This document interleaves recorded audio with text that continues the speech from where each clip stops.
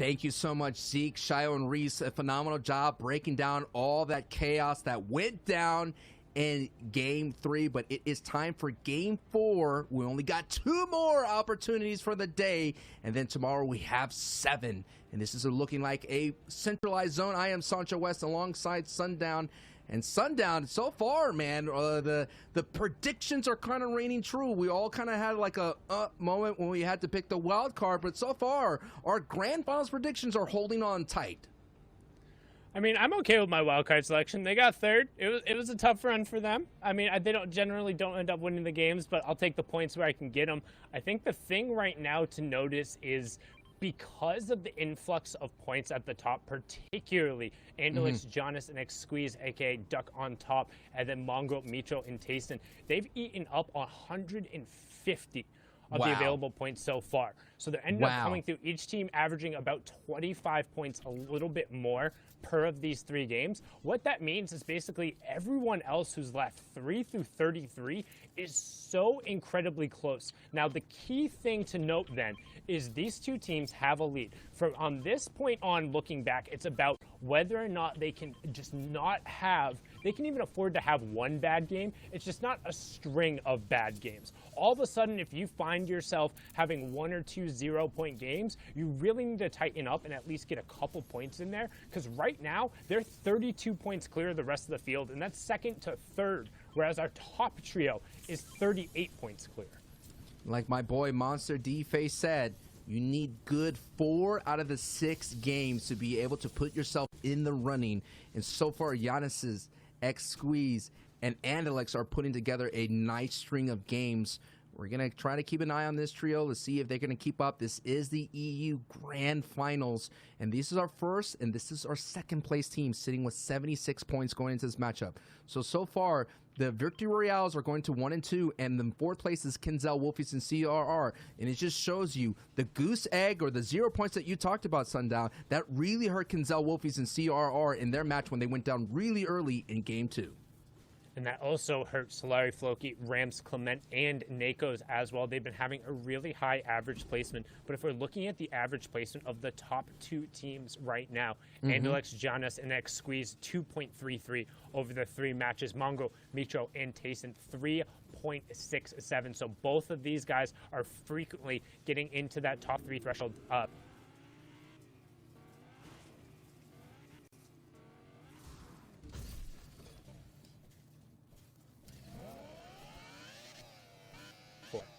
And you mentioned it already, the points will be eaten up by the people at top, and that's not going to be a knock against all the fantastic trios that we have in this region. It's just a matter when you have these set lobbies, it's just so tough to accrue points because there's not going to be a lot to go around.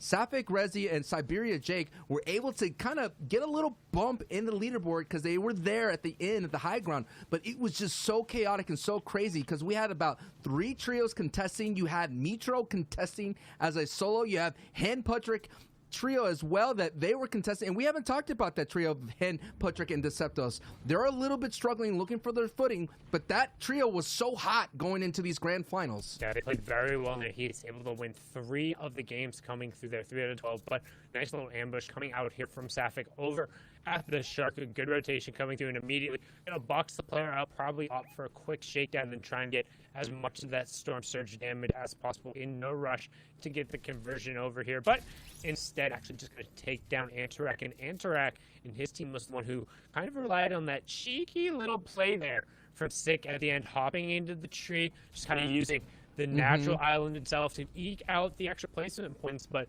it ended up being a relatively massive swing for them. However, Safik going to find Sluzzy there. It's all going to be on the back of Sick again, and this time no trees to hide in there. Safik's pump cleaning that one up. 3 clean loops from him. Up on the high ground, Safik sits, feeling really good right now, considering those are those scary moments. We talk about Halloween that you kind of have to avoid. Going down so early in the second game and those big, huge momentums, second place, and then getting out in the 30 placements are the ones that are really going to affect you. And those are the ones that are really going to test your mettle. And they're going to test your mental as well. As Floki and the trio, like you mentioned, they had a test because they went down a little bit earlier ago. That's something they don't do very well, right? As soon as one of them ends up getting taken out, it's very difficult for this trio. They're known in particular for their versatile ability to get into the late game and then play from every side of kind of the positioning, right? They're looking to either try and go over to the left-hand side or the right-hand side.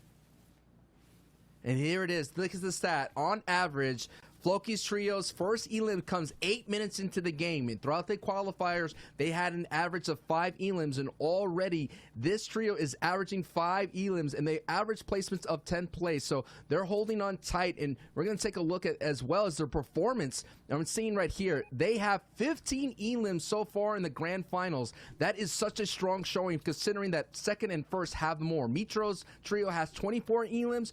Andelix Yanis has 23 elims. So this is one of those slayer trios out there in the lobby, and they're taking away a lot of valuable points and at the same time eating up resources as they're already picking a fight with Videl's trio.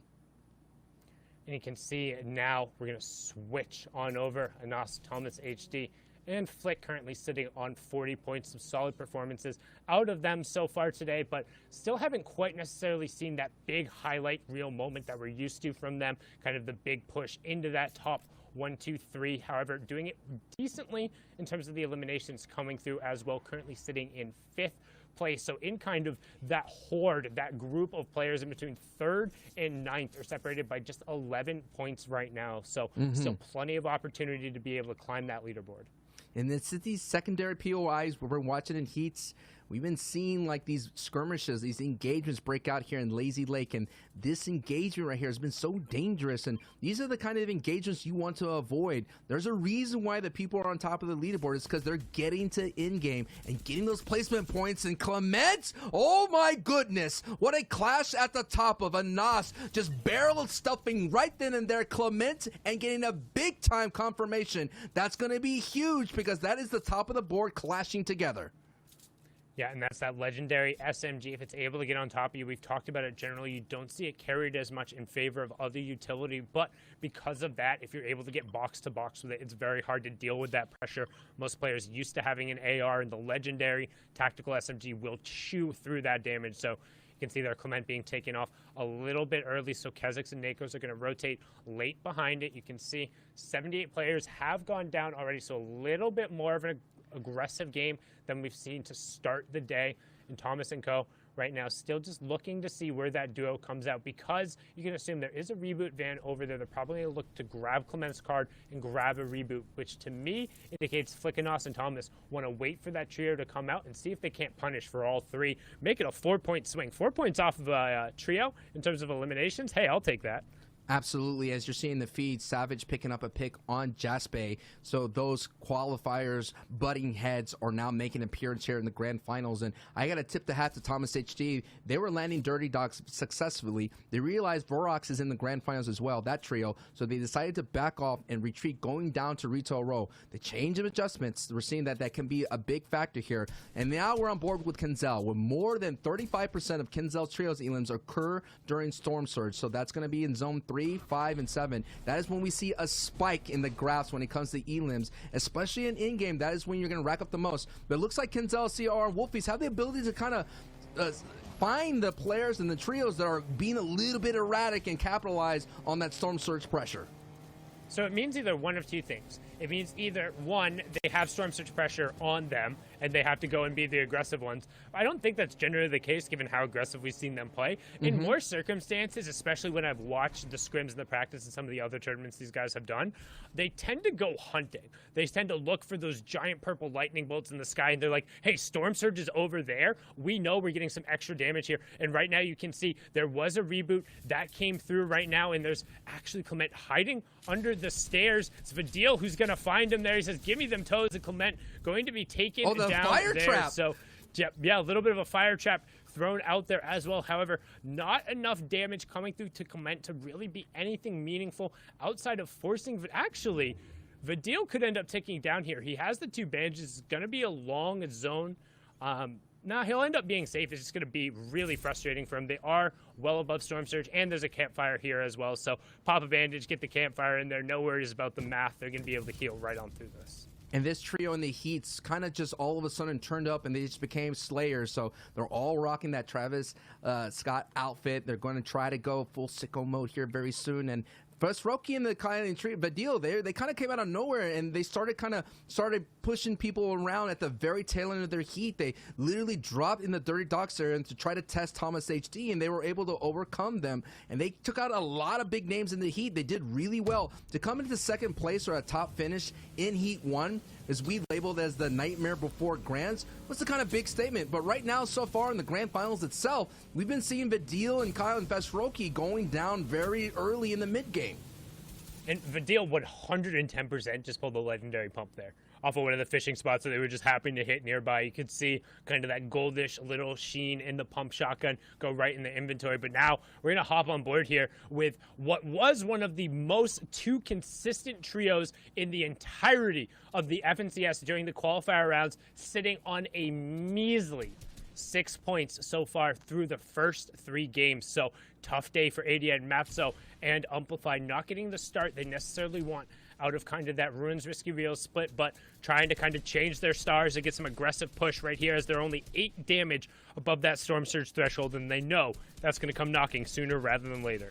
It's just showing you two different sides of the coin. They are currently in 28th place. Only the two trios, like you mentioned, all coming in through in those qualifying rounds. And to be on the other side of it is Mongo's trio, who's sitting at the second place. So that's just seen, man. It's just a matter of just trying to find your footing. And Upify, Idiot, and Matzo, we already mentioned, they kind of have interesting comms. And who knows, maybe when the pressure is at an all-time high, those comms kind of fall apart. But Amplify going in with a nice kind of Metro Classic, gets in right in Nikov. Nikov gets taken, and that is a 2-piece right there for Amplify, getting Bastard and Nikov. So that's going to be another big pickup and one of the hottest teams going into the grand finals, considering that Nikov's trio needed a big-time game just to get in that top 8. So we're seeing a lot of fates colliding, a lot of stars colliding, but we need to find out who's going to be the shooting star to break that mold and get themselves into that top of the board, because already, Sundown, the top of the board, it already has a huge lead at the moment. And we all know that AXA champion is all that glitters, that's gold, and everything that they want for that. Right now, the 3 eliminations, hopefully it'll be enough to get this trio rolling. There's somebody who very much so needs to feel like they're able to fight, needs to feel like they're able to get the tags. If they're not feeling confident, it makes it really difficult for these center drops to then go out and find the fights, because otherwise you're just kind of passively rotating. But you can see right now, if they go and rotate to zone, they have a straight shot, but if they don't go early and they're popping the peppers and trying to get out, it's going to take them a little while. There's a team on their back and a number of teams over to the eastern side, and ADN needs to be careful, because there's also one team who just came out of the storm left. I think that was an Otter World player just on the backside. Storm Surge about to turn off here as one more player will fall down, and we'll have our top 70. And there he is. There's that Auto World player there sitting in the backside. I think that may have been an Ovation player trying to sneak on away. Solos and duos still holding on tight. If you're a solo player out there in this match, you could still get points. We already saw Mongrel do it. We've been seeing the clutches of having to be able to hold on. Mitro did it, and that is why they're sitting so high on the board, considering they got a Victory Royale. But you're going to have to find a way to clutch, and Nakos goes down, and Floki goes down. So that is not going to be a clutch moment for that trio, and that's going to be a couple of games right there, a little slip-up, and they're climb on that leaderboard. And now we're going to see a shake-up up top, considering they're sitting in 3rd place. So we got to see if any of someone on that trio is holding on tight. But it is ADN, Umpify, and Matzo who are trying to turn it around here. Now, we saw Clement get cleaned up under the stairs, trying to be the person just hiding there, but he's going to get cleaned up, not going to end up being the chosen one in the end there. It was all a dream for him, as the trio will now go down twice, and that's a problem when kind of you focus on those consistency-based points. Like, yes, those first 2 matches, you feel great. You're pushing into those high placement thresholds. But then all of a sudden you drop. And it's like, right. oh, okay, next game. But then all of a sudden, Clement gets picked off by just an absolutely absurd snipe. They end up pushing through, trying to get, like, the pressure coming on in that ambush. The fact that he was just knocked out there, they get the reboot, and now 2 games in a row falling so early, it makes it incredibly difficult. You can see Skype up in the Elam feed, trading shots back over to Vadil, so his tough day is going to continue. However, hopping on board here with Savage, Lecce, and Benji, who have done much better in terms of that early start and getting on the board. We still want to see kind of that key pivot game from them where they're able to really take over control. But until that point, we'll take whatever points we can get from that trio. You got to keep an eye on Benji's trio because this is where they pivot. It is usually in the last couple of games of the day, and we got 2 more left. This is one of them right here, right now. We have 5 games here in day 1. Tomorrow we're going to have 7 games. We had a little bit of adjustment that's going to give you guys and gals out there, the Bonesies and the Jonesies of the world, an opportunity to catch the NA East wild card, and you've never seen anything like that. What a great appetizer to the NA East Grand Finals called by Monster D-Face and Aussie Antics and some big tags we just flew on over, and the lobby focus is going to be on that trio as they're in danger with a lot of white tags. But here it is, Savage, Lexi, and Benji, who are currently sitting in 7th place with an opportunity as they're going to get some nice, easy elims right now with these beams. And this is the benefit and something we've seen particularly about the very top-end trios, and it's something that Mitro, Mongo, and Tayson do almost better than anyone else, is it's the coordinated rifle fire and being able to turn what is normally just a little bit of wall pressure into actual points and eliminations. Right now, they're going to set up that shock wave bouncer combination. A good job landing relatively close to each other, and instead, double ramp rush right away. They're going up and above saying, hold this. We're going to take the high ground right on the edge of the zone. They'll have the northern side priority there, and a good push coming out from Savage, Benji, and Lecce.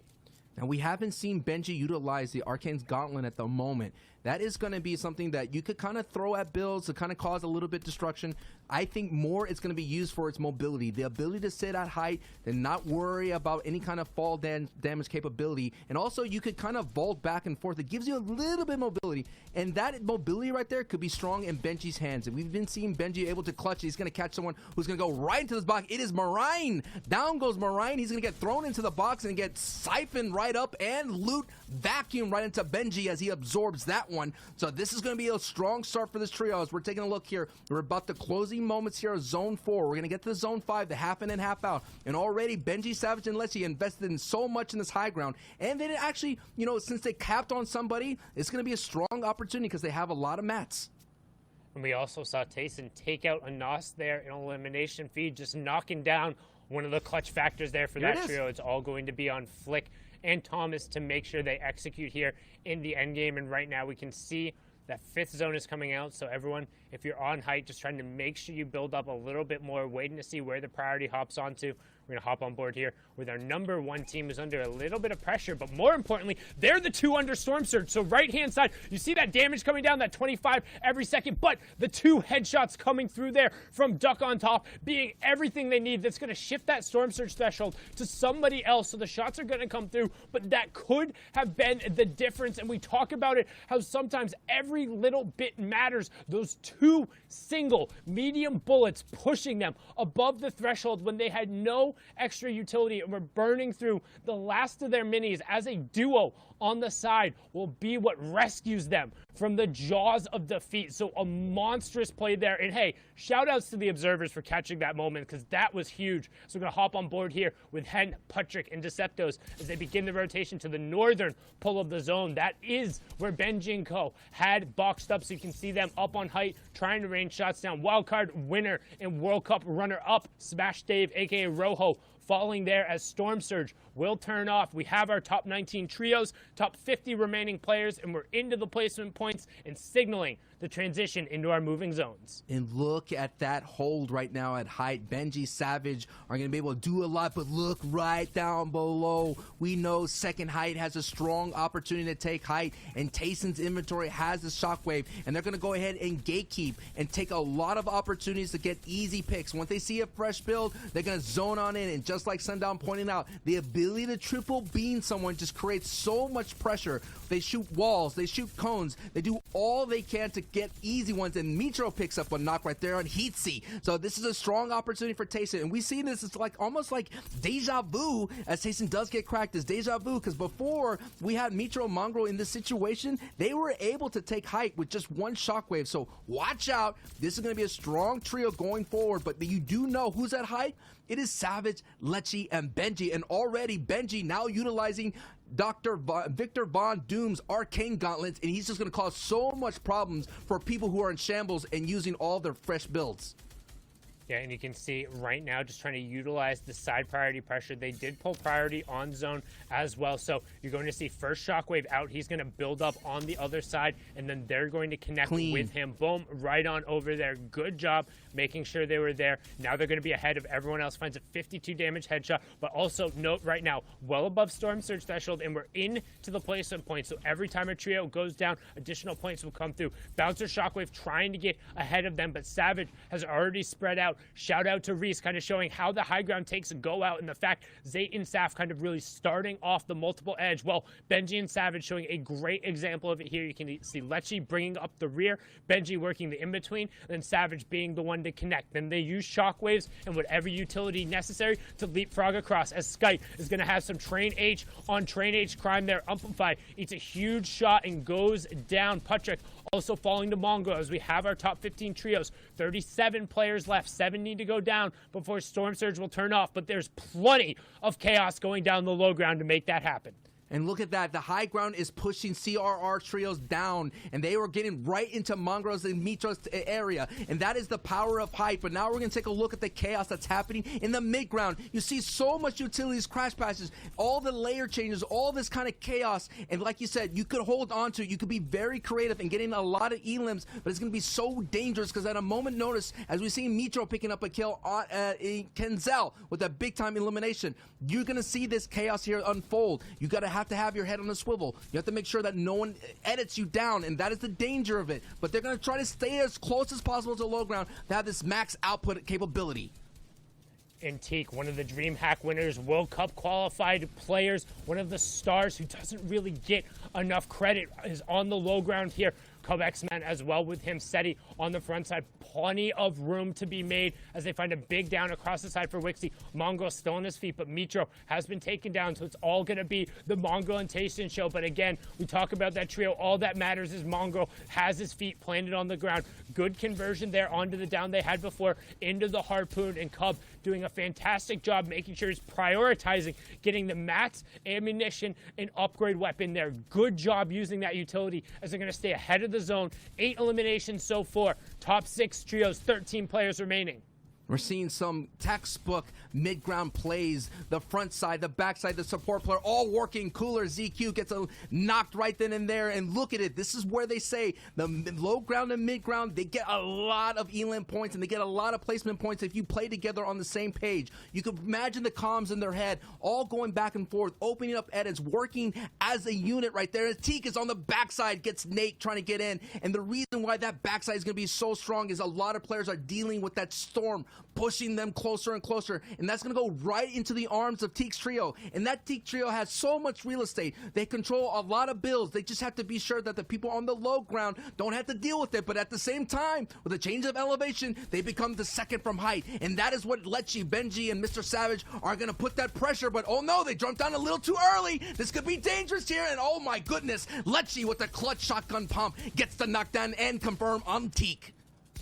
Finds the 180, then or finds the 200, then finds the 180 onto Cub there, but it's all going to come down to him. Shockwave up onto the high ground, finds the first pump, can't find the spray afterward, catches himself, but he has 0 math. He has to find a conversion. He has the 4 chug splashes though. It's a 1v1 v2. Lecce goes look at it, he finds it, he gets the siphon in the back of the zone, still has 4 more chug splashes. He's going to be able to walk out, but he knows he has time. Spray coming through, and it's a 1v2. Lecce trying to hold it off, but right now from the low ground, BDS and Robabs trying to keep it off. Chug splash 1 out, chug splash 2 out. Does he have more? Chug splash 3 out. Bouncer back into the zone, and he gets swatted down. Nothing coming through there. ZQ, Robabs, BDS, they take match number 4 on the back of 9 eliminations. 34 points there. Brilliantly done from that. That was a huge game 4 right now. We're going to kick it to the analyst desk.